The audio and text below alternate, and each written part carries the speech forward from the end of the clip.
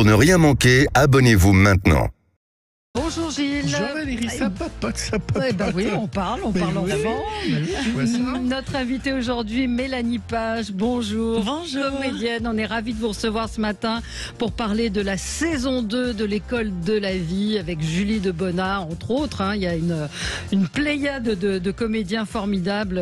Bruno Sanchez, Florence Pernel, Cécile Réboa qu'on avait vu dans Les Bracelets Rouges.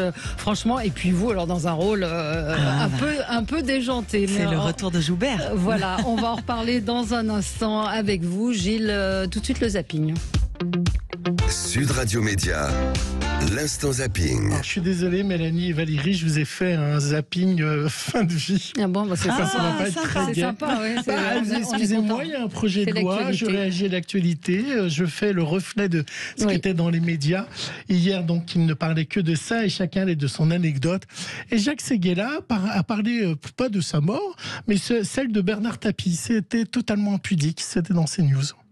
Quand vous avez accompagné Bernard Tapie, quand vous étiez proche de lui dans des circonstances si difficiles. Mais c'est lui qui s'est débranché. Il s'est débranché quand il a eu le résultat de son procès, qu'il a su que de toute façon, il ne retrouverait jamais son argent. C'est lui-même qui s'est débranché. Avec l'accord de sa femme, bien entendu, qui était à côté de lui. C'est-à-dire qu'il a arrêté les médicaments comme Mitterrand avait sans doute arrêté les médicaments. C'est ce que vous voulez dire. Mitterrand, c'est ce qu'on sait. Débranché, ça peut arrêter les médicaments, bien sûr. Mais bon, c'est des sujets. D'abord, je suis pas sûr qu'on sache comment on réagira dans une situation extrême. Sympa d'avoir un copain comme ça. Hein. Je vous ai dit, totalement impudique. Bruce Toussaint, lui, sur BFM, a parlé de la mort de sa mère, qu'il raconte dans un livre, puisqu'il sort un livre dessus. Bon, c'est un peu limite pour le timing, pour la promo quand même. J'ai reçu un coup de fil en début d'après-midi de ma sœur. Maman a fait un malaise, est-ce que tu peux y aller? C'est à Convention, c'est pas très loin. Sur le coup, on a cru que c'était un truc pas très grave. Et quand je suis arrivé, elle était en effet allongée sur le trottoir en train d'être ranimée, ce qui n'arrivera pas, parce qu'elle ne se relèvera pas. Et oui, c'est une vision d'horreur. Faut dire les choses. Et dans ces cas-là, oui, il n'y a pas d'autre terme que de dire on voit crever sa mère par terre, ce qui est dans ces circonstances particulières, ça a été un traumatisme. On est de plus en plus impudique aujourd'hui.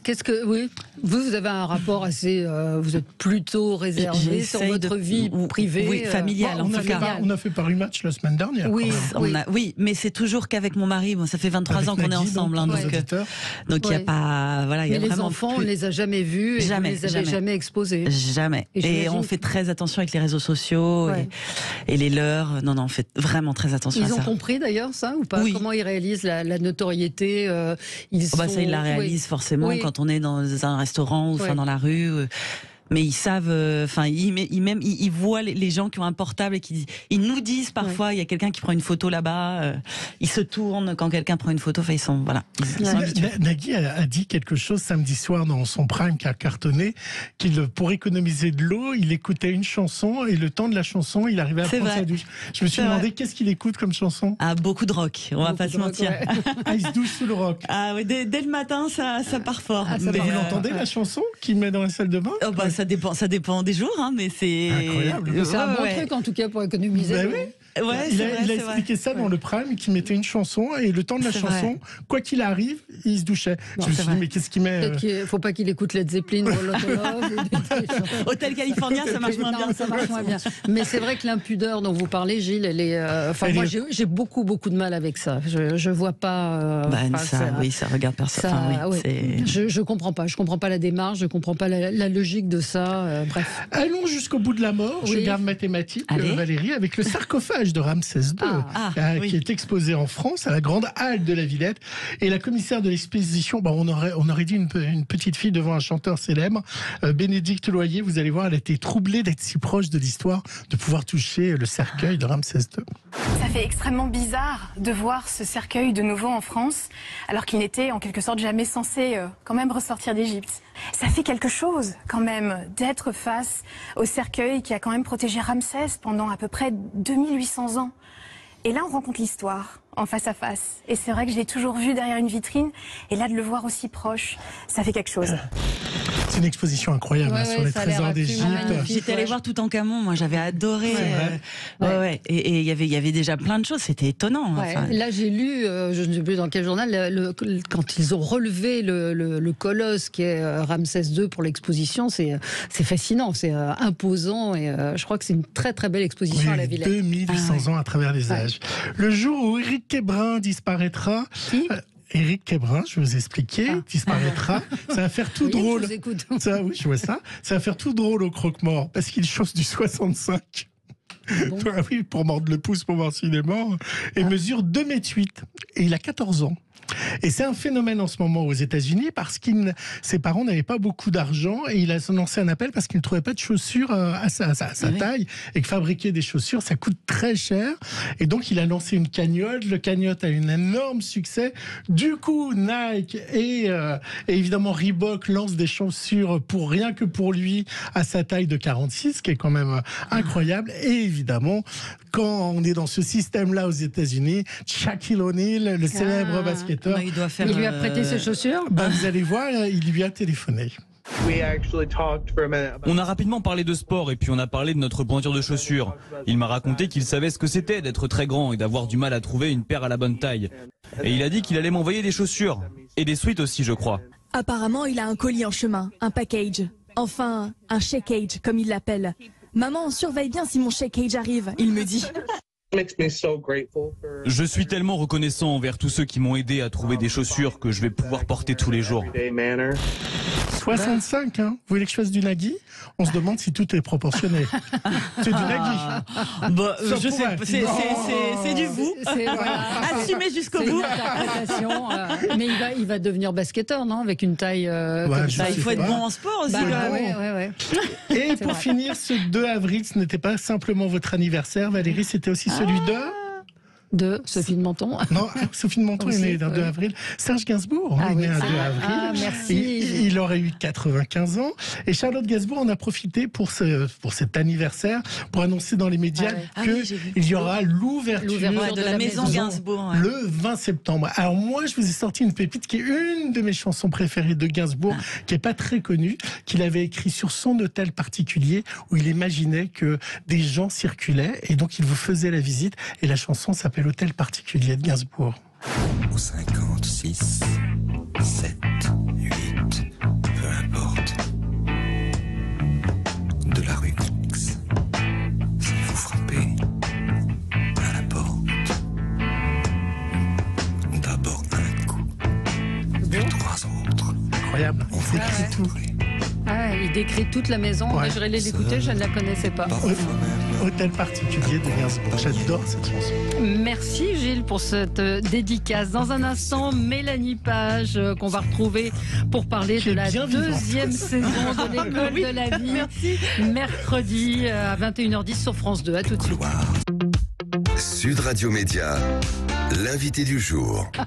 L'invité du jour, c'est Mélanie Page. Ravie de vous recevoir. Alors certains, évidemment, se souviendront de vous dans Sous le Soleil. Ça n'a duré que 2 saisons, mais vous avez fait beaucoup de choses depuis, beaucoup de théâtre, en particulier avec David Brécourt. On en parlait justement. C'est ça, 4 pièces ensemble. 4 pièces ensemble. Vous avez... C'était Vanessa. Sous le Soleil, j'étais Vanessa. Je suis passée en un an de bachelière à avocate. Ça, c'est le miracle de Sous le Soleil. Vous avez toujours voulu être comédienne ? Non, je voulais être danseuse au départ. Et j'ai fait des études de danse assez poussées. J'en faisais 15 heures par semaine. J'étais en horaire aménagé. Et en fait, quand j'ai arrêté la danse, j'avais tout ce temps scolaire à remplir. C'est là que j'ai commencé le théâtre. En fait, ce que je préférais, c'était la scène. Parce que la danse, si on n'est pas vraiment à 3000% dedans, passionné, il y a tellement de sacrifices quand on fait de la danse. Ouais. C'est tellement dur que soit c'est vraiment toute notre vie, soit c'est pas. Voilà. Alors, on va vous retrouver dans l'école de la vie, saison 2, avec le retour de la terreur du lycée Joubert. Donc, c'est à 21h10. Ça avait cartonné, évidemment, la saison mercredi. Ça avait cartonné la saison dernière, pardon. Donc, ça se passe dans un lycée. Vous nous disiez d'ailleurs que ça avait été tourné au lycée Molière. Oui, qui est un très beau lycée à Paris. Et que vous connaissiez, puisque vous aviez déjà tourné. J'avais tourné dans Madame le Proviseur, dans ce lycée, où donc je faisais une une lycéenne. Et quand j'ai remis les pieds dedans, en fait, j'avais pas tilté que c'était le même lycée. J'ai remis les pieds dans le lycée, je fais mais je connais. Mais oui, et là j'ai revu toutes les scènes que j'avais tournées dedans, et c'est vraiment un très très beau lycée parisien. Alors on peut citer Julie de Bonnat qui, alors vous a fait penser à Pause Café, Gilles. Moi j'ai adoré, j'ai trouvé déjà la réalisation de Slimane Baptiste-Berroun incroyable. Extraordinaire, c'est un génie. J'ai trouvé que il y avait une bande musicale qui était formidable. Et en fait, c'est un peu comme dans le même système que Pause Café, c'est-à-dire qu'il y a un cas il y a un élève avec une trame qu'on suit de Julie de Bonnat, et avec un élève et une problématique. On commence par la drogue, la fugue. Ce sont des grands sujets de société qui sont abordés, mais de manière. Et les gamins sont formidables. Ils sont extraordinaires. Le casting est génial. Vraiment, ils sont tous géniaux. Et vous êtes un personnage un peu décalé. Voilà, cette prof complètement de maths décalé, très même. Autoritaire. Voilà. Mais avec quand même psychorigide. Qui aime se faire respecter. Vous étiez bonne en maths à l'école? Alors au départ oui, puis après j'ai eu un très mauvais prof de maths et j'ai un peu décroché. Mais je pense qu'au départ j'ai l'esprit assez vous avez l'esprit matheux, voilà. Ouais. Et alors c'est un rôle c'est quand même un rôle de composition, je vous rassure. Oui, moi je vous connais un petit peu, vous êtes plutôt lumineuse, solaire. Merci beaucoup. Là c'est psychorigide. Ah oui, puis surtout pas un sourire, c'est-à-dire oui, limite, c'est vrai. Et Slimane, donc le réalisateur, enfin on avait vraiment ce code de pas un sourire, même pas un rictus, et il y avait certaines prises où je me laissais aller à un tout petit rictus, un peu sadique, hein, mais je me disais dans ma tête, je sais ce qu'il va me dire, on va la refaire. C'est-à-dire que c'est vraiment difficile pour moi d'arrêter complètement de sourire, de pas sourire et d'être dur comme ça. Aujourd'hui, la jeunesse est paumée, d'après vous, ça raconte un peu ça, ou elle n'est pas très représentée à la télé? Je pense que toutes les générations ont pensé ça. Parce que la jeunesse, j'ai envie de dire, sur le papier, déjà, c'est de fait les ados, ils passent une période paumée. Après, évidemment, chaque époque a sa problématique, mais je pense que les jeunes ont toujours eu peur de l'avenir, qu'il y a toujours eu des problèmes, que ce soit de la drogue, avec leurs parents, avec la société en règle générale. Ils se croient toujours incompris, et ils le sont certainement d'une certaine manière.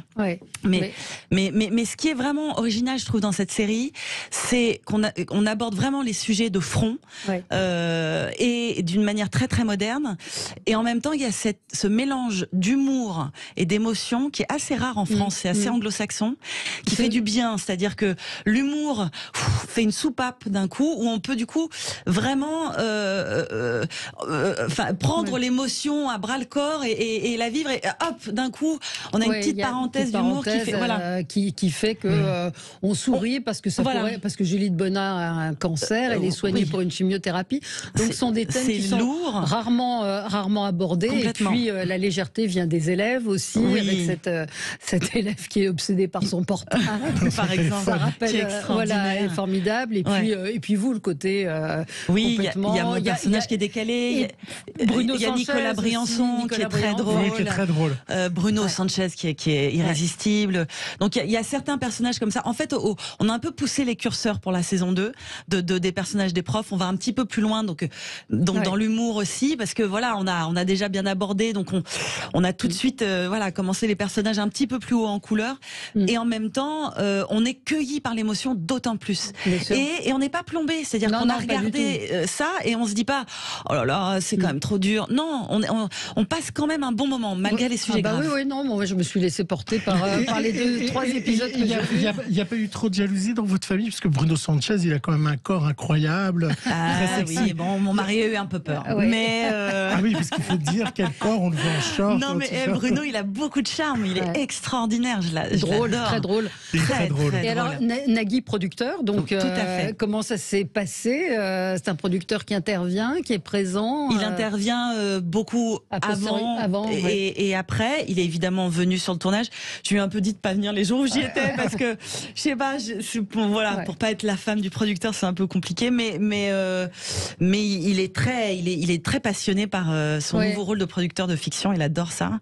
Et oui, il prend son rôle à bras le corps, bien sûr. C'est produit donc par Nagui et Stéphanie Chartreux. On a dit Slimane Baptiste-Berroun qui a réalisé, et Ava Bobine, c'est ça aussi, pour les épisodes 4 à 6. Et puis les comédiens formidables, Julie de Bonnat qui est lumineuse, Florence Pernel, François Vincent Tellier en prof de yoga extraordinaire, Patrick Chenet, très émouvant, très émouvant. Génial. Vincent Dezania, enfin il y a vraiment des rôles. Nicolas Briançon qu'on voit pas assez souvent. Pas souvent dans ce genre de rôle très comique. Oui. Et comment ça se passe? On vous attribue un rôle, on vous dit voilà, toi tu vas faire ça, ou vous avez pour tout dire, au tout début, j'avais passé le casting, parce que j'ai vraiment passé le casting. Oui, j'allais poser la question. Pour le rôle d'une maman.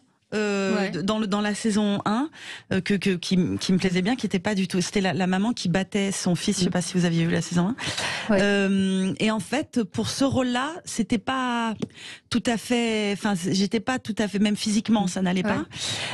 Et c'est Slimane qui m'avait fait faire les essais pour cette mère, qui a eu l'idée de me proposer. Il m'a dit en revanche pour la prof de maths, donc je suis retournée faire des essais pour la prof de maths. C'est lui qui a vu ça en moi. Je ne sais pas. Je sais pas s'il faut le prendre bien. Quand les gens vont regarder la série demain, forcément on pense à nos professeurs. Moi je me suis rappelé d'une prof de maths que je détestais et qui était très sadique aussi. Vous avez un souvenir d'un prof qui vous a marqué? Moi j'ai plutôt des souvenirs de bons profs. Je crois que les mauvais, je les ai un peu... J'avais une prof d'histoire géo extraordinaire, mais vraiment Madame Couteau, au lycée, qui nous racontait l'histoire comme une histoire. Elle n'était pas au tableau, elle était devant nous, elle nous racontait, je me souviens quand elle nous avait raconté les chouans, je m'en souviens encore, c'est fou. Et ça, les bons profs, ça change vraiment une vie. Une prof de français qui était géniale aussi, Madame Delannery. Ça ne devait pas être facile pour elle. Ça a dû être dur pour elle. Mais elle était géniale, tout le monde l'adorait, elle était hyper stricte. Mais d'ailleurs, souvent, les meilleurs profs sont quand même pas les plus coulants. Il y a un vrai cadre. Mais là-dedans, ils sont passionnés et c'est ça qu'ils arrivent à nous transmettre. C'est les profs de maths qui sont sadiques. Allez, je me prends les profs de maths contre moi. Non, mais c'est vrai. Jouer avec des enfants, c'est différent. Moi, j'ai adoré jouer avec les ados. Et ce qui est marrant, c'est que comme j'avais ce rôle, limite, ils avaient un peu peur de moi dans la classe. Oui. Je me faisais un peu... Et puis j'en faisais un peu des caisses hors Et c'est qui ces enfants, enfin ces ados? Ce sont des comédiens? Ah oui, ce sont des comédiens qui ont passé des castings. Certains ont déjà une petite expérience, d'autres pas trop, mais ils sont tous... il y en a eu vraiment beaucoup, un casting très large pour trouver les pépites, mais ils sont vraiment... pour moi, ils sont tous... ils vont tous faire une carrière de dingue. Retour sur scène au théâtre bientôt ou pas? Ah oui, là je suis en tournée avec Black Comedy. Et puis j'ai le projet d'un seul en scène mis en scène par Nicolas Briançon, justement. Un seul en scène. Un seul en scène, mais seul en scène qui serait une pièce ou une... C'est une fiction. Ou un one-man show? Non, c'est justement le mélange entre humour et émotion que j'adore. Et c'est un Américain qui a joué ça à New York. Et du coup, j'ai fait l'adaptation avec Nico, là, et voilà. C'est plein de projets, alors. Ah oui, il y en a beaucoup d'autres, mais là... Est-ce qu'il y aura une saison 3 à l'école de la vie? On espère. En tout cas, ça a bien fonctionné. C'est vrai que ça cartonne la sur saison 2 est encore meilleur, aussi. Je trouve. Et on est pris par l'histoire. Moi, j'ai regardé les histoires. J'en ai regardé 3 épisodes hier après-midi. Et franchement, à chaque fois, le cas et puis l'empathie qu'a Julie de Bonnat aussi. Elle est vraiment géniale. Elle est vraiment géniale. Et qui fait passer, et ça fait passer des messages aussi sur des sujets graves comme il y a dans le 3e épisode sur l'attentat à la pudeur, la façon dont le transfert peut se faire. Il y a des choses extrêmement. Je ne sais pas s'il y a eu des psychologues qui sont intervenus, mais c'est pas forcément évident. C'est pas fait de façon évidente avec c'est lui qui est coupable. Voilà, c'est pas tout n'est pas blanc et noir. Chaque épisode se finit par Clara Luciani qui chante cette chanson. Ne ratez pas les fins. Les fins sont toutes en musique et c'est Clara Luciani qui chante. Et on l'a pas? Ah, j'ai cru que vous le lanciez. Non, il est 10h25. Bah oui, mais vous l'avez pas. On a je l'avais, mais il est 10h25. C'est pas, bien sûr. C'est une chanson extraordinaire. Pour l'anecdote, on n'a pas le temps d'une anecdote. Quand j'ai écouté pour la première fois cette chanson, c'était dans le studio de Clara. Elle venait d'écrire la chanson. Et Nagui m'a dit, viens, j'ai écouté, j'ai pleuré devant, je savais pas où mettre tellement. C'était beau. Vous dansez bien le tango. Allez, ça, ce sera pour ceux qui voudront. Ne spoilez pas. Allez, ce sera demain soir, mercredi, sur France 2, l'école de la vie, 21h10. Merci Mélanie Page d'avoir été avec nous. Et demain Jean-Luc Reichmann. Et demain Jean-Luc Reichmann, absolument. À demain. Sud Radio. Sud Radio. Parlons.